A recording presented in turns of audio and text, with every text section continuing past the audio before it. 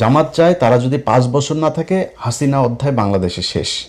যদি 10 বছর আসতে না পারে তাহলে আওয়ামী লীগ ফিরে আসবে, তবে ওই মুসলিম লীগ হয়ে ফিরে আসবে, জাতীয় পার্টি হয়ে ফিরে আসবে, এর বাইরে কোনো কিছু না। তারও যদি 10-15 বছর বেশি হইলে তাহলে ওই আমতারেকের মতো বিকাশে টাকা টোকা চায়া খাইতে হবে, এর বাইরে কোনো কিছু এই দেশে কোনো সম্ভাবনা নাই, যত কিছুই করুক তারা। এখন এই যে একটা চ্যালেঞ্জ যে আওয়ামী লীগকে যেভাবেই হোক 10-15 বছর অন্তত রাজনীতি থেকে দূরে রেখে তাদেরকে পঙ্গু করতে হবে, এটা দুইটা দল যদি মিলেমিশে না থাকে তাহলে সম্ভব না। এখন এইখানে সরকারি দলের দায়িত্বশীলতার বিষয়টা খুব বেশি জরুরি। আমি প্রথমে শিবিরকে যেমন বললাম, ছাত্র দলকেও বলি, ভাই বাংলাদেশের ইতিহাসে কোনোদিন শুনেছেন আজকে জামাত ইসলাম যেই সহনশীলতা আপনাদেরকে দেখিয়েছে এই নির্বাচনে? আমার মানে জামাত ইসলামের বাইরে, আমি তো জামাত করি না, বাট আমি জামাতের বাইরে জামাতকে আমি পছন্দ করি, তাদের হয়ে আমি নির্বাচনে কাজ করেছি। জামাতের বাইরে যদি সবচেয়ে বেশি জানে সেটা মনে হয় আমি জানি।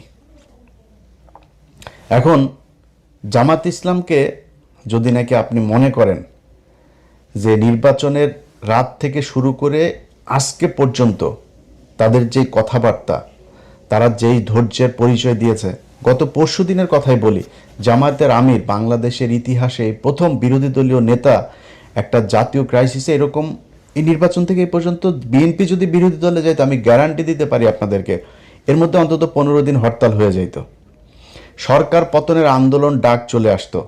বিরোধী দলীয় নেতা বলে যে এটা সরকারের তৈরি করা সংকট না, এই সংকট বৈশ্বিক সংকট।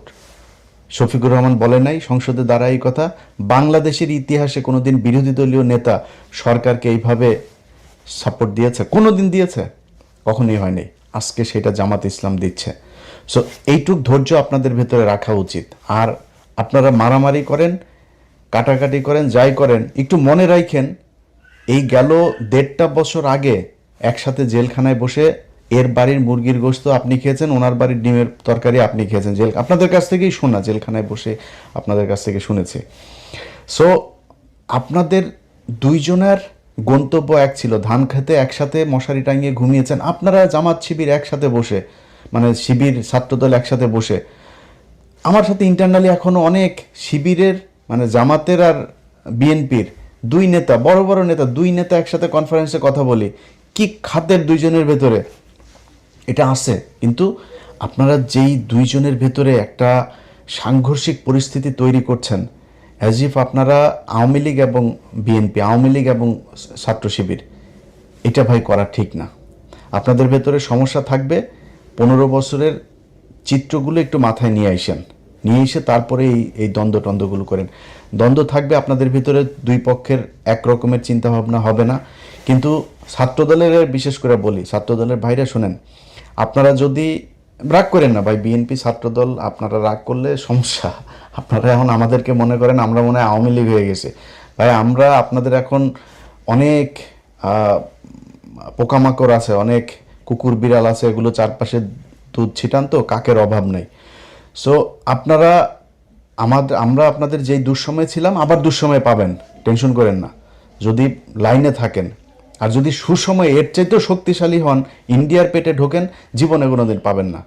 সো আপনাদেরকে শুধু একটা কথা বলি, আওয়ামী লীগ যেই স্টাইলে বিশ্ববিদ্যালয় চালিয়েছে ছাত্রলীগ, সেই একই স্টাইলে যদি আপনারা এই টেন্ডারবাজি, সেই আপনার ওই guest room test room culture, আপনি সেই রিগিং টিং সব এই যদি আগের মতোই যদি শুরু করেন, তাইলে কিন্তু ভাই অবস্থাটা সেই ছাত্রলীগের মতোই হবে।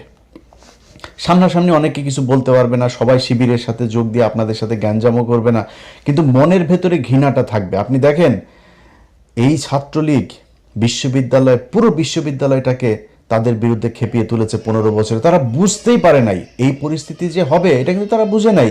তারা কি করেছে, তারা তাদের মতো করে চলেছে।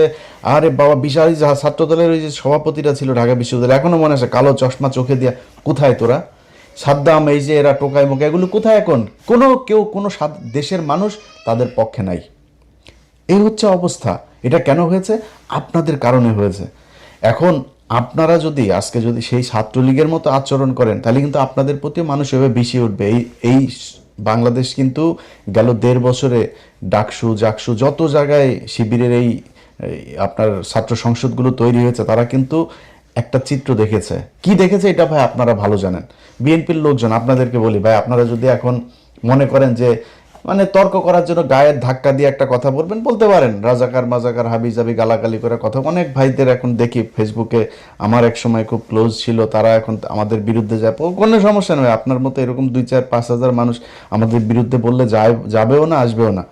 কিন্তু নিজেরে কোশ্চেন করেন তো, আপনি যেই এমপি সাহেবের হইয়া রাজনীতি করেন, ধান্দাবাজি করে, টেন্ডারবাজি করে, জামাতের লোক, জামাতের এমপি, আমার বিভাগের কথাই বলি আপনাদের, আমার বিভাগের এক এমপি খুব সুপরিচিত সারা দেশে, তিনি গত সপ্তাহে ফোন করছেন, করে বলতেছে, ইলিয়াস ভাই একটু পরামর্শ চাই।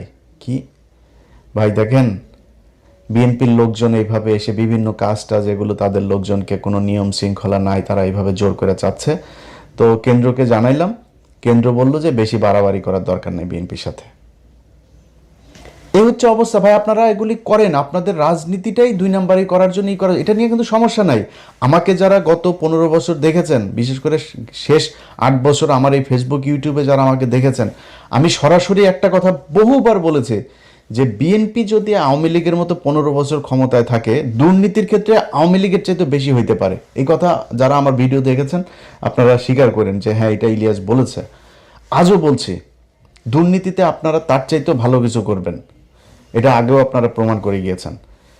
দুর্নীতি নিয়ে আমাদের কোনো সমস্যা নেই ভাই, আমি এটা নিয়ে গ্যারান্টি দিতে পারবো না। এই বাংলাদেশ গত 1.5 বছরে দেখলাম তো, আসিফ নজরুল আর ইউনূসের মতো লোক লোভ সামলাইতে পারে নাই, এই দেশের নিয়ে আর আমার এই দুর্নীতির ব্যাপারে কোনো হিসাব নেই। নিজেরা এখন জুতা দিয়ে পিটাইতে মন চায় যে কেন কিছু টাকা পয়সা কামাই নেই গেল 1.5 বছরে, অনেক সুযোগ এসেছিল, কামাই নেই, সেই টাকাগুলো থাকলে এখন আবার নিজের টাকা পয়সা নিয়ে টেনশন করতে হইতো না।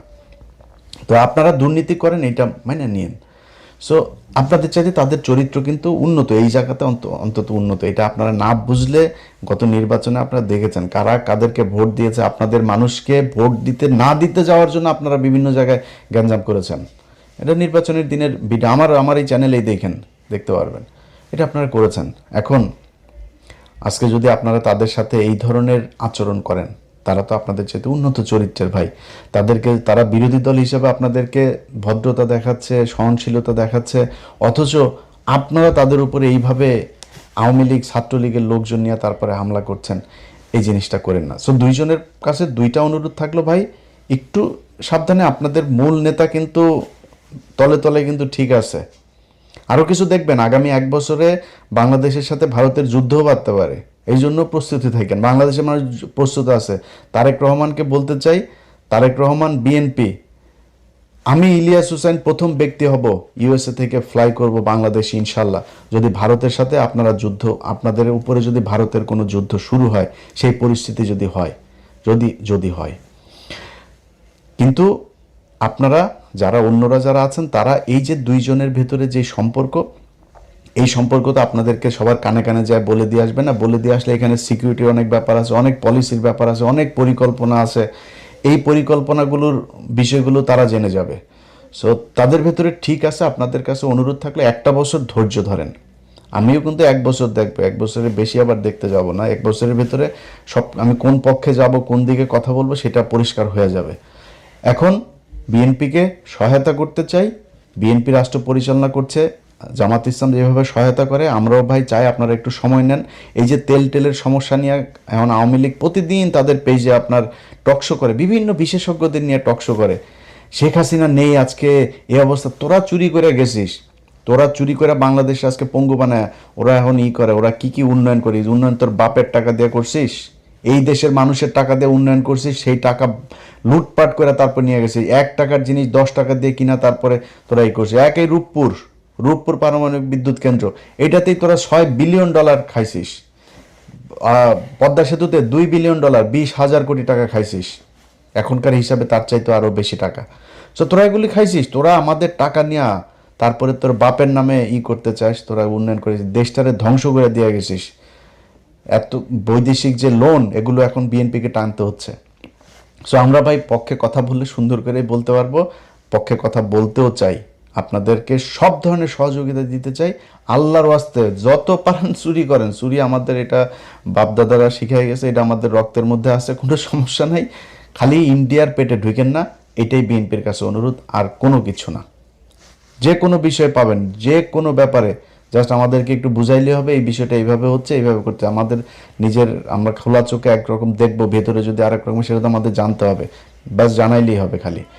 যাই হোক, বিএনপি এবং জামাত দুইটা দলের ছাত্র সংগঠন, আপনাদের কাছে অনুরোধ থাকবে, এবং ফেসবুকে যারা আছেন বিশেষ করে আপনাদের কাছে অনুরোধ থাকবে, ভাই চিটাং বিশ্ববিদ্যালয়ে গিয়া কিন্তু তারেক রহমান মারামারি করে নেই।